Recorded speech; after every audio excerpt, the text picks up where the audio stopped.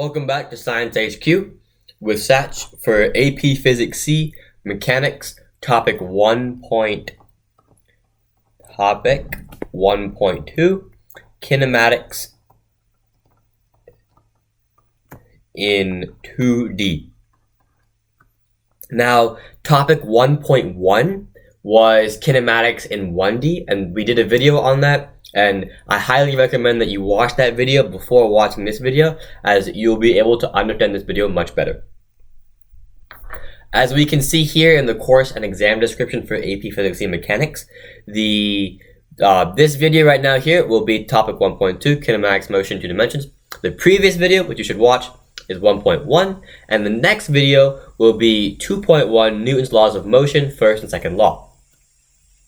Alright, back to the example. Alright, so now the main cut.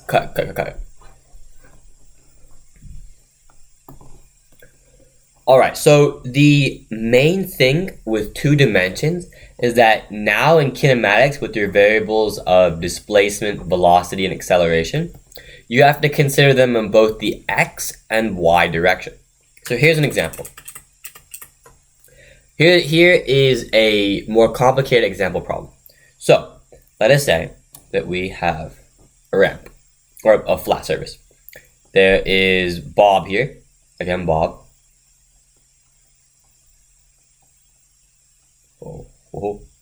Bob has a ball right in his hand, right here, and he shoots it at a speed of v0 and an angle theta. And it's going to take a trajectory of this sort.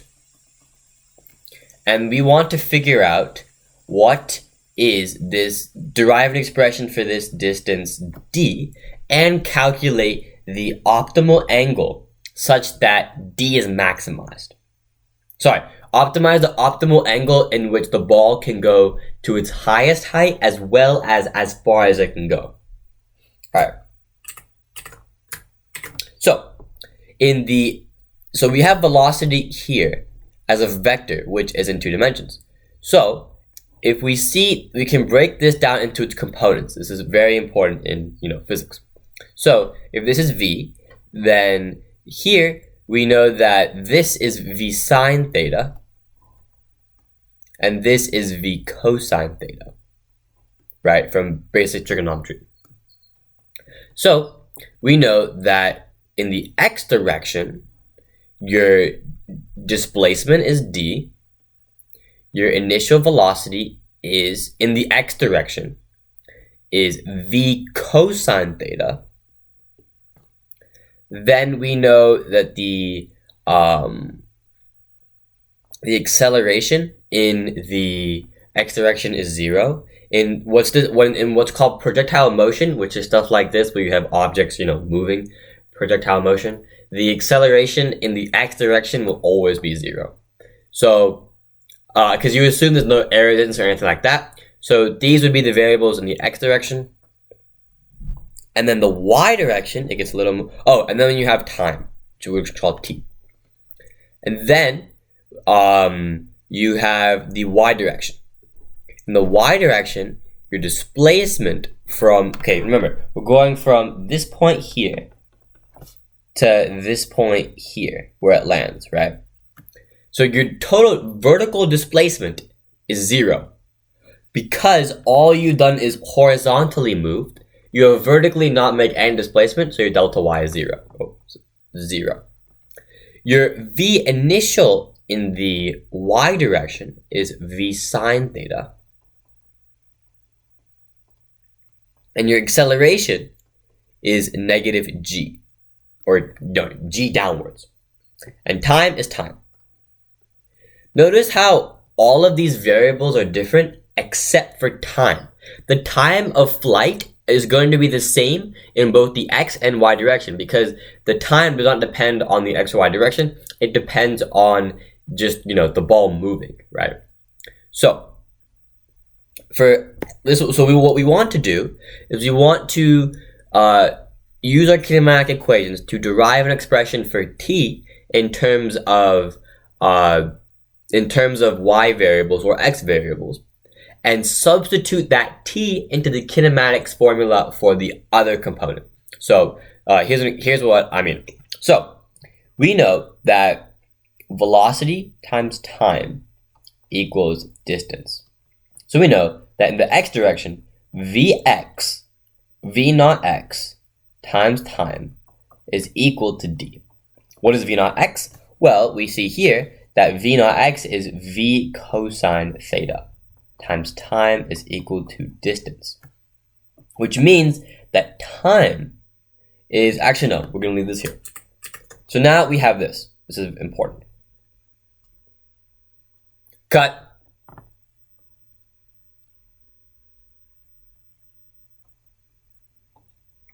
Now let's go into the y direction. In the y direction, we can use the kinematic equation delta y is equal to v naught y t plus 1/2 at squared. What is delta y? Delta y was 0. V naught y is v sine theta.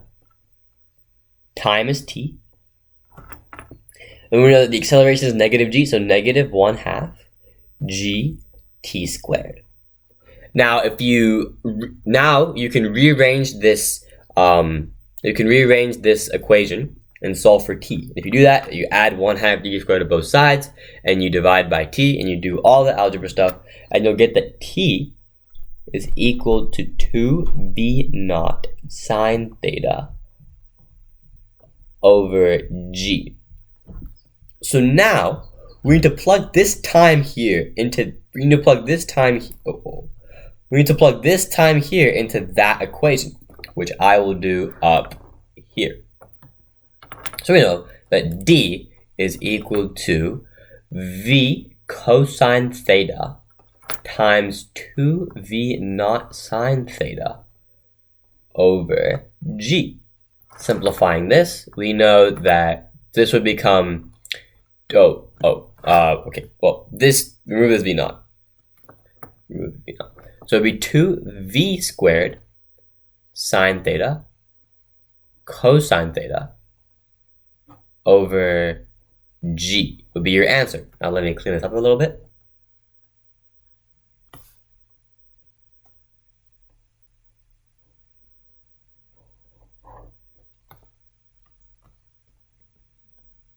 So we also know, you don't have to know this for physics C. It's just like a handy thing for pre-calc. You know that the trig identity sine of 2 theta is equal to 2 sine of theta cosine theta, which means we can use the trig identity to get this as v squared times sine of 2 theta over g. So this would be what your d is. This would be your final answer. Now, on the AP exam, you can most certainly leave your answer in terms of this. However, the reason I moved it over is for our next question of what is the optimal angle to maximize d, and to maximize how far it goes and how high it goes. Well, to maximize d and how high and far it goes, we want to maximize the sine function, right? Because v is a constant and g is a constant. So, we know sine is maxed at 90. Sine of 90 degrees, or pi over 2 radians, is equal to 0. So then 2 theta is equal to 90, which means theta is 45. Which means the optimal angle to kick a ball or to throw a block in this motion is 45 degrees, because that would maximize d. So, example number 2. We have Bob here, who is throwing a ball off a cliff. It is going to take a parabolic motion like that. And we know that it falls a height of h. And now what we want to do is find out what d is in terms of h and physical constants. Well, let's split it again into x and y components. We know in the x, so x and y. We know in the x direction, oh, by the way, it's launched at a speed of v naught. So we know in the x direction, v naught is just v naught, because unlike the previous example, this velocity is 100% horizontal. There is no vertical component to it. And we know that the acceleration is 0. And we know that the time is just time. Now, in the y direction, we know that the displacement, delta y, is equal to, negative h. Also, quick thing, in x, we know that the displacement, delta x, is d. Okay, moving back to y, do we know delta y is negative h? We know that a is equal to negative g. And we know that v naught y is 0. How do we know that? Because all of the velocity is completely horizontal, so its vertical velocity is 0. And its vertical initial velocity is 0. So what we can do here is again use the same strategy of substitute time in from one equation from one side to the other side. So if we use the kinematic equation, delta x equals v naught t plus 1/2 at squared, right? We know a is 0, so this term goes to 0. We know v naught is v naught, and delta x is d. So this becomes d is equal to v naught t.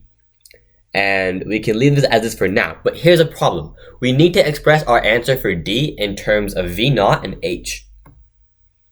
So we can't have time, right? So this is where we're going to go to our y side and say delta y is equal to v naught y t minus 1/2 gt squared. V naught y is 0. Delta y is h. So we know that h is equal to 1/2 gt squared. One step I skipped here was that I canceled out this negative here with the negative in h. That's how the negatives all go away. So now, if you rearrange this and solve for time, you get that the time of flight is equal to the square root of 2h over g. So now we have an expression for time, and we can plug this expression for time in here. So then we will get an answer of d is equal to v naught times the square root of 2h over g. That is the answer to this problem. Now, let's go one step further. Let me ask you another question. Cut.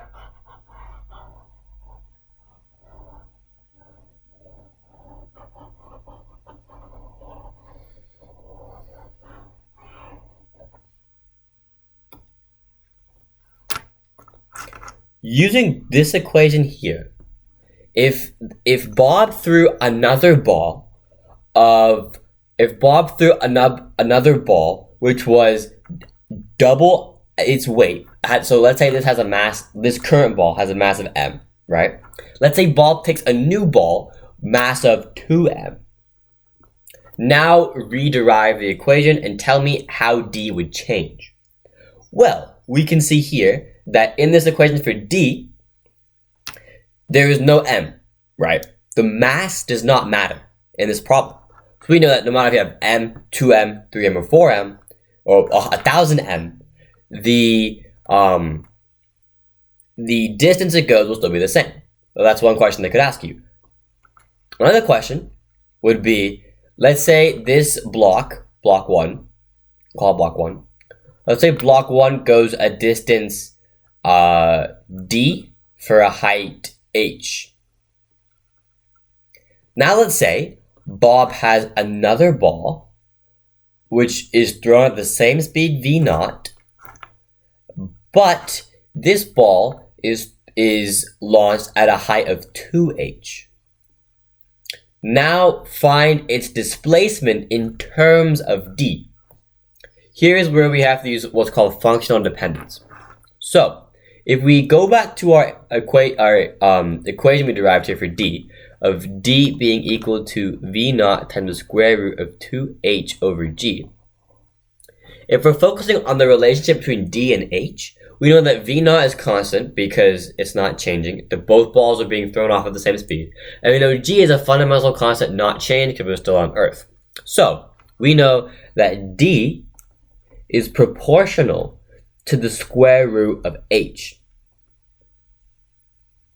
Because we're analyzing the relationship between d and h, and everything else has been told us that it's stayed the same.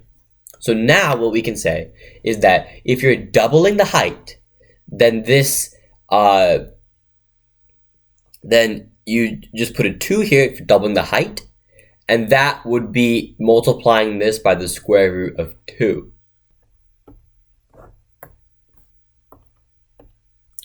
Another method we can use to do this problem besides proportionality is ratios. So we know that the first ball, ball 1, goes a distance d. d is equal to v naught times the square root of 2h over g. Then we can say d2, or this d that we're trying to find, is equal to v naught times the square root of 4h over g. How did I get 4h? Well, the new height is just the old height times 2. So now what we can do is we can say that d over d2, you can divide these equations by each other. So d over d2 equals v naught times the square root of 2h over g over v naught times the square root of 4h over g.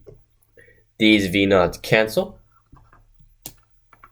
And then we get that doing all the algebra, switching the radicals and all, g over 4h. This cancels with that, this cancels, this becomes 1, and this becomes 2. Then you get that d over d2 equals root 2 over 2. That can be rearranged to d2 equaling 2 over root 2 times d1, which is, d1 is just d. So with 2 over root 2 is just root 2, so root 2 times d. So we know that if you double the height, your d distance will increase by a factor of root 2. So the new height would be d root 2. So you can do two methods. You can use the proportionality method, or you can use this method. This method is more brute force and will take more time to do, but both methods work properly. Now, functional dependence can be very fast if you know how to do it. Like we got the answer much faster than doing all this. But this method will work all 100% of the time, 100% of the time if you do it properly. So those are two examples for kinematics in 2D. There's a lot less explaining of concepts here because this is more of just like practice. A lot of physics is practice problems and just like getting good at them. So that's that. If you like the video, please subscribe and like.